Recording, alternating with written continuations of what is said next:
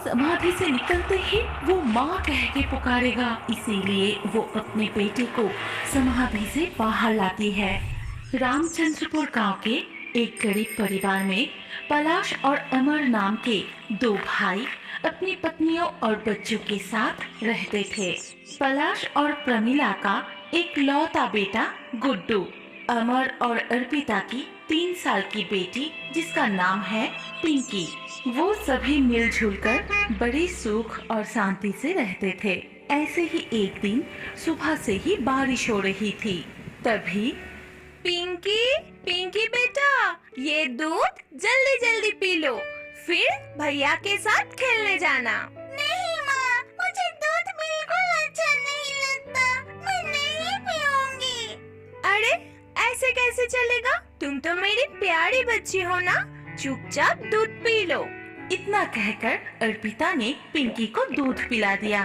फिर पिंकी खेलने के लिए गुड्डू के कमरे में चली गई। उस वक्त गुड्डू कमरे में कागज की नाव बना रहा था।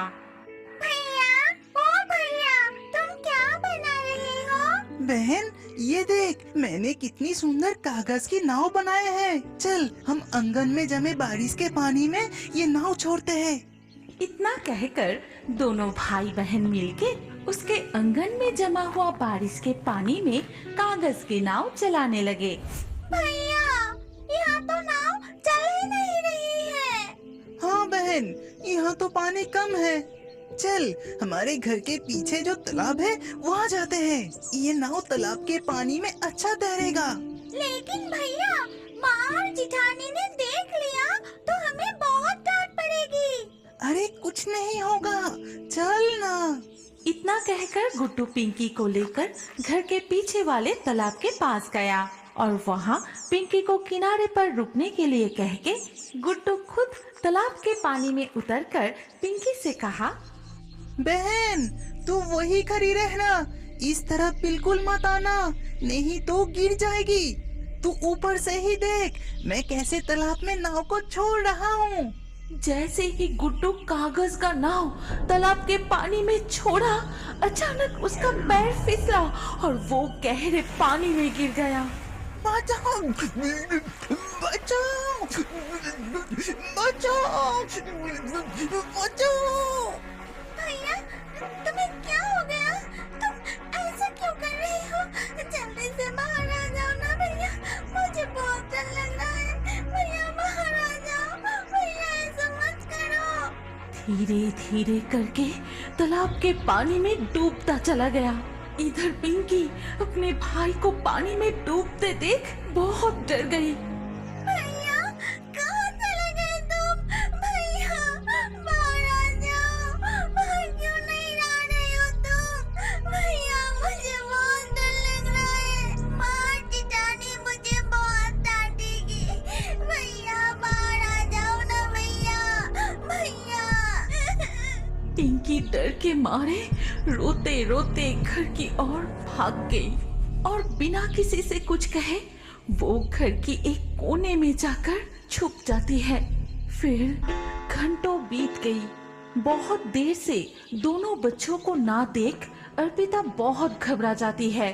तभी जीजी, ए जीजी, तुमने गुड्डू और पिंकी को कहीं देखा है क्या? मैं सुबह उन दोनों को देखा था।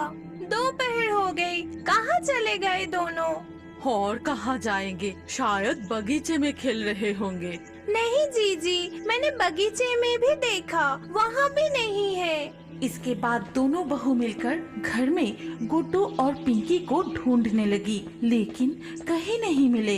ऐसे ही काफी समय बीत जाता है। पलाश और अमर को खबर मिलते ही वो घर लौट आते हैं। फिर सब कुछ सुनने के बाद वो सब मिलकर गुड्डू और पिंकी को आसपास ढूंढने लगे। फिर एक दुकान पे जाके पूछता है, काका, ओ काका, अपने गुड्डू और पिंकी को देखा क्या? नहीं बेटा, वो तो इधर नहीं आया। भैया देखो, उधर कुछ बच्चे खेल रहे हैं, चलो उनसे जाके पूछते हैं। इसके बाद वो उन बच्चों के पास गए और वो बच्चे उस वक्त टायर से खेल रहे थे। बच्चों, तुम लोग गुड्डू और पिंकी को देखा? नहीं चाचा, वो आज खेलने नहीं आए। पटाई कह रहा था कि उन उन्हें कागज की नाव बना के घर के पीछे वाले तालाब में छोड़ने जा रहा था। ये सुनते ही वो सभी मिलके घर के पीछे वाली तालाब के पास गए और वहाँ जाके उन्होंने जो देखा उससे सबके रोंगटे खड़े हो गए। देखते हैं कि गुड्डू के मृत शरीर तालाब में तैर रहा है। गुड्डू!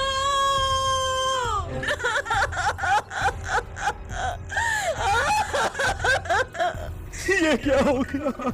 ये क्या हो गया हमारा? ये क्या हो गया? सभी तालाब के किनारे रो पड़ते हैं। रोने की आवाज सुनकर गांव के लोग भी वहां इकट्ठा हो गए और गुड्डू के शव को तालाब के पानी से बाहर निकलकर आंगन में लिटा दिया। गुड्डू, आंखें खोल बेटा, उठ बेटा, तुझे कुछ नहीं हुआ, तुझे कुछ नहीं हुआ बेटा। मेरी पुकार से वो जरूर उठेगा, आंख नहीं खुलेगा, देखो अभी उठ जाएगा। उठ बेटा, उठ गुड्डू, उठ जा बेटा, बहुत देर हो गया है, अब खाना खाने चल, उठ जा बेटा, उठ। जीजी खुद को संभालो, हमारा गुड्डू अब नहीं रहा, वो कभी भी नहीं उठेगा जीजी। चुप, बिल्कुल चुप, उसे कुछ नहीं हुआ, उसे कुछ नहीं हुआ। तभी गांव के एक आदमी कहता है कि नहीं, हमें और देर करना सही नहीं होगा। शाम होने से पहले हमें सारे क्रियाक्रम कर लेना चाहिए। चलो बच्चे को आप चौबाड़ी की जंगल में ले जाते हैं। फिर गांव के कुछ लोग मिलके गुड्डू के शव को चौबाड़ी के जंगल में ले जाते हैं। उसे कहाँ ले जा रहे हो? मत ले जाओ, मत ले जाओ, उसे कुछ नहीं हुआ है, कुछ नहीं हुआ है, उसे मत ले जाओ। प्रमिला पागलों की तरह रो रही थी। तभी रोने की आवाज सुनकर पिंकी कमरे से बाहर आई। तुम सब भैया को कहाँ ले जा रहे हो? उसे मत ले जाओ भैया, मैं किसके साथ खेलूंगी, मत ले जाओ भैया को। सभी मिलके चौबाड़ी के जंगल में बच्चे का समाधि देने का क्रियाक्रम संपन्न करते हैं। इस चौबाड़ी के जंगल में सिर्फ बच्चे को ही समाधि देने के लिए लाया जाता है। इधर प्रमिला अपने बेटे के गम में रोते ही रहती है। खाना पीना सब कुछ छोड़कर वो बीमार पड़ गया था। कुछ ही दिनों बाद वो भी इस दुनिया को छोड़कर चली गई। इस घटना के बाद उनका परिवार में दुख का अंधकार छा गया। ऐसे ही एक दिन, तुझे कुछ नहीं हुआ बेटा, तुझे कुछ नहीं हुआ। देख, तेरी माँ अभी तुझे यहाँ से निकल कर फिर से ठीक कर देगी। देख बेटा, तुझे कुछ नहीं हुआ है, देख। ये कहते ही प्रमिला की आत्मा मिट्टी को हटाने लगी। वो सोचती है कि उसकी बेटे अभी भी जिंदा है। जैसे उसे समाधि से निकलते ही वो माँ कह के पुकारेगा। इसीलिए वो अपने बेटे को समाधि से बाहर लाती है। फिर उसे गोद में उठाए प्यार करने लगी, जोर जोर से पुकारने लगी। लेकिन गुड्डू नहीं जागा।